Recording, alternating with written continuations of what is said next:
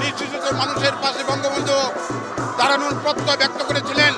সেই অঙ্গীকার নিয়ে জননেত্রী শেখ হাসিনা বাংলাদেশের অগণিত মানুষের ভালোবাসা নিয়ে এই চতুর্থবারের মতো একাধারে প্রধানমন্ত্রী হিসেবে শপথ নিয়েছেন।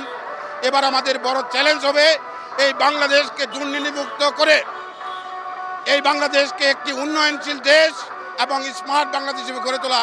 এটাই হবে আজকে ৭৫তম জন্মদিন আমাদের শপথ।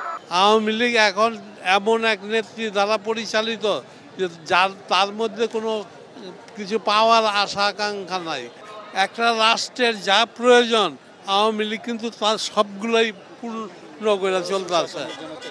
আওয়ামী লীগ এখন হলো সুশাসন যদি হয়, দেশে যদি সুন্দর আসে তাইলে দেশের দুর্নীতিমুক্ত রাষ্ট্র ব্যবস্থা যায়।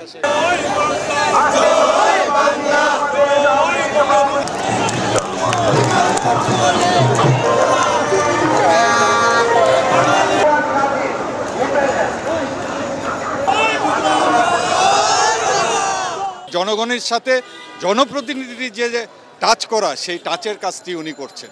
আমি মনে করি যে এতদিনের নৈরাজ্যটা দূর করার জন্য যে কাজটি আমাদের করা দরকার, রাজনৈতিক ঐক্যমতের একটি যেমন আছে, পাশাপাশি জনগণকেও বুঝতে হবে যে উন্নয়নের ধারক বাহক হিসাবে বাংলাদেশ আওয়ামী লীগ এই ৭৫ বছরে কি দিয়েছে কি দেয়নি, এই হিসাবটি জনগণ কিন্তু এবার করবে ইনশাল্লাহ।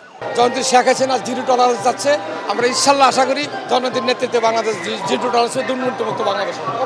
২৩শে জুন আওয়ামী লীগের এই জন্মদিনে বলতে চাই, আওয়ামী লীগকে সুসংগঠিত করে ইউনিট পর্যায় থেকে শুরু করে আরও সুসংগঠিত শক্তিশালী করার জন্য আমরা ইতিমধ্যে রাস্তায় আছি এবং থাকব। মাননীয় প্রধানমন্ত্রীর হাতকে শক্তিশালী করব।